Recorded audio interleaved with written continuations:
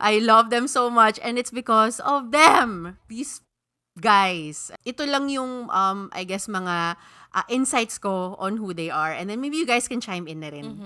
Pag-uusapan natin sa not siguro na in-depth kasi medyo mauubusan tayong oras kasi parang feeling ko pag pag-usapan natin sila in-depth mga 5 hours to. Kasi ang saya pag-usapan ng mga boys individually, 'di ba? Okay. So, alright. So, simulan natin sa ating leader nim, si Jayon. Okay. So, for me, he is my bias because he is also ENFP, just like me, and he is a Sagittarius, and I am very connected with Sagittariuses, dahil tatay ko is a Sagittarius as well. Ito na naman tayo. Ito naman tayo kay Father Dear. Ayun.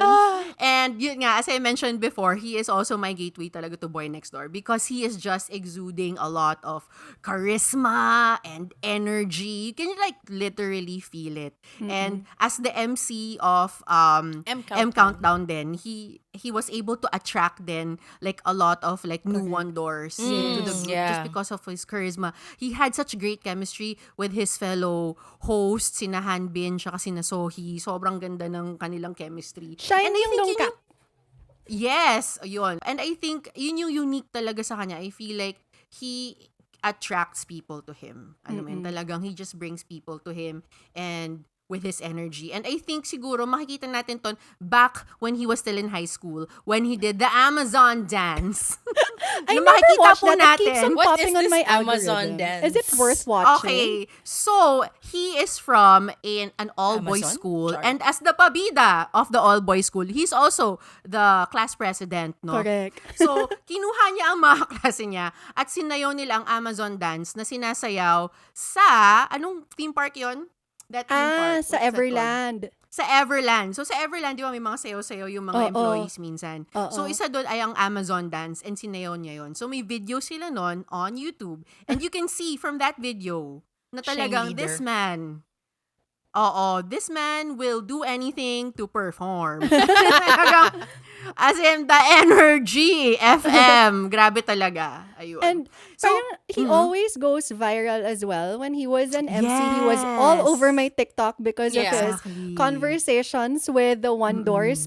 Parang, I guess when somebody's performing or when they're on commercial break, those interactions are so funny. Like, as in, dati talaga sabi ko, bakit ba ang dami ko nitong, na to? Sabi ko, this is the Carrot fanboy, diba? Ganun ko siya naalala because, so, it was all over Twitter as well. Nung in-interview siya ni Unche para dun sa locker interview. Na parang yung sinabi niya na, extrovert ka. Sabi ni Unche kay Jayon, sobrang extrovert mo. May isang beses, lahat tayo, we were all stuck in the elevator. So many people were there. Tapos, sinabi mo pa kay Hoshi, horang hamnida. I love how he was respectful to the Sumbay nim. Hindi ka kailangan pwedeng talaga. horang he. Dapat horang hamnida. Hamnida. Tulad ng sinulat ni Hoshi for us today. Naging respectful siya bigla kasi nasa army. Okay, anyway. I think he's just so loved and liked by a lot of people. Like, di ba sa M Countdown, meron din silang mga interviews backstage with other groups. Tapos parang feeling ko inampun na siya ng Zero Base One. As in. Inampun Yung na mga siya. landian nila ni Gunwalk, minsan na weirdohan na ako. So, parang sobra na.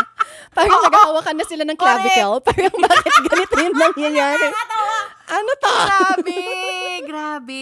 Grabe talaga. As in, and then the thing is, I think, he is like that, but I think he is also really pushing it din. And I think he's also doing it for the group as Yun their nga. leader. You Ang think dami he's a good nagsabi leader? para siyang busong kwan. Oh. Di ba when Song Kwan before was like going around to Yeah. promote 17. Gets, Yun yung ginagawa ni Jay yun. Correct. He was actually the 5th gen idol with the busiest schedule last year. Correct. So, siya talaga yung number 1. And actually, not just him. Top 10 natin ang Boy Next Door. So, they have been really going the rounds talaga. Just Tatlong for beses na people sila to nandito. get to know them. Oo nga. Tatlong beses na sila nandito. Ambassador na sila ng volleyball. Wala ni isa sa kanila nagba-volleyball. Di ba lang taekwondo? Correct. Taekwondo, basketball. Soccer, basketball sana. ganyan, May baseball. fade away sila eh. Diba? Yung mga nilalaro nila pero volleyball? Huh? Bakit natin naisip? Yes. And no, honestly, yun talaga kasi din yung nila eh. Yun yung kanilang theme, diba? Let's just do it. Let's run.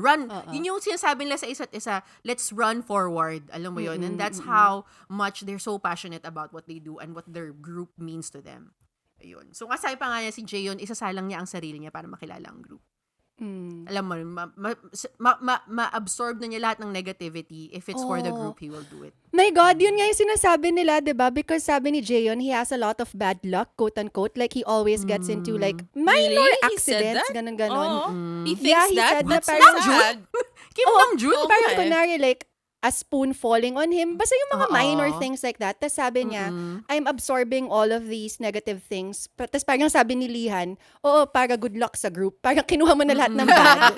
Tapos sa amin na yung good luck. Parang ganon. And then he was like, oo nga. Parang ganon siya. Yeah, parang he just took it gagawin on. niya He talaga. didn't like say na, ayoko nga. Pero talagang, gumano lang siya kay Gagawin Lihan. niya talaga yun. But then again, si Lihan yung nagsabi, ang hirap niyang tanggihan. Nagsulat nga siya ng eh. Shakespearean happy birthday to Lihan, his Cleopatra. Ang sunod sa atin, ang ating eldest po dito, ang ating Mathyong. yung Mathyong, si Sungho. Siya po ang ating Asian mom of the group. Asian mom po. Si Siya Joshua. talaga, si Joshua. Oo, kasi po, as a true Virgo, Correct, sobrang Virgo niya. sobrang Virgo niya, Oo. kailangan lahat organized. Oo. Parang umiinit ulo niya. Like may isang Fun Next Door. So Fun Next Door is parang ano nila, TTT, parang TTT without the ng- drinking. without the drinking for now. Yeah. Oh, so Fun Next Door, parang so nagluluto sila. Ano, syempre boys pa to, 'di ba? Mga bagets pa. Kalat kung saan-saan, may mga kimchi dito, may mga plastic doon. So the entire time, si Sungho lang paikot-ikot naglilinis. Yun ang kanyang trabaho. Sa akin, tigapulot ng Correct. kalat. And before he became the Sungho that we know now, he used to be a Christian boy. Parang he was part Oh, is he? Oo, parang he was part of, parang may mga videos nga na lumalabas, so may mga kasama siya ibang kids and stuff. So that was, dahil part siya ng isang, I guess, Christian group or something. So talagang sobrang bagets. Parang like, as in naka-glasses pa siya, ang puso ko sa ikli, kanya. ang ikli ng buhok, ganon. Christian boy. So, Christian boy, girl. The church Ituloy na natin to, church opa. Church And opa. then, Palitan natin yun. Alright, dito tayo kay Ryu, who I My think is bias. also, yes, PS bias, yeah. And he is, I think, for me, one of the funniest idols talaga out there. Sa true Correct. talaga. Kaya ako As in, na-inlove the puns. Oo, grabe siya mag-puns. As in, parang, sobrang witty kasi niya. As in, he's like really, like, a witty guy. And nakakatawa kasi sobrang introvert din niya. So, yung wittiness niya, lumalabas lang pag magkakasama sila sa group. Pero pag nasa labas, kaya nung Chip Daesung talaga parang sobrang nag-introvert siya bigla eh. Kasi naman, hiniritan siya ni Daesung na, ano sinasabi mo dyan? Parang na-hurt siya eh. Hindi na Nagulat hindi na siya eh. nagulat. Na-overwhelm siya kay Daesung eh. Yeah. Oo. Nagulat Also, lang he's- din ako na kasi nga I biased him because he was so funny. This was this Yeah. episode na parang siya tsaka si Jaehyun, I feel good na they went to this variety of that guy who eats. Yung kasama din ni Hoshi tsaka ni Dino. Anyway, as in tawang-tawa ako sa kanya. So parang, my God, ang nakakatawa naman to. Tapos, main dancer. Is there something about like the humor of main dancers that reel me in? Kasi ganun din nangyari kay Hoshi. Ganun din kay Correct. Jimin. Anyway. Oo. What is nga, this no? main dancer humor? Energy. Yeah. Baka Oo. dahil may physicality din kasi yung humor niya na meron din si Hoshi. Pero more of Although kasi si Ryu eh. Deadpan dry humor siya eh. Hear it eh. But anyway. That's true naman, oo. But yeah, he's so Deadpan funny. nga. Medyo ngayon Super. nga siya, deadpan dry. Mm-mm. And speaking of deadpan, nandito po tayo sa ating next member who is Taesan, who is the tsundere with the heart. Oo. As in, tsundere kung tsundere, classic tsundere oo. talaga siya. But then when you see him interact with the members, as in talagang you can really feel na he really, really loves them. He really, really loves them. Ayun. And aside from that, he loves music. We've been mentioning since kanina na parang he loves the classics of old. Yeah. My Way, Karen Carpenter, as in talagang memorized. Hindi lang siya alam mo, hindi lang siya pa-eme. Alam mo yun? Correct, Talagang hindi siya yun yung kinalakihan concept. niyang music. Oo. Kinalaki, yeah. And he always relates this love for music sa kanyang dad.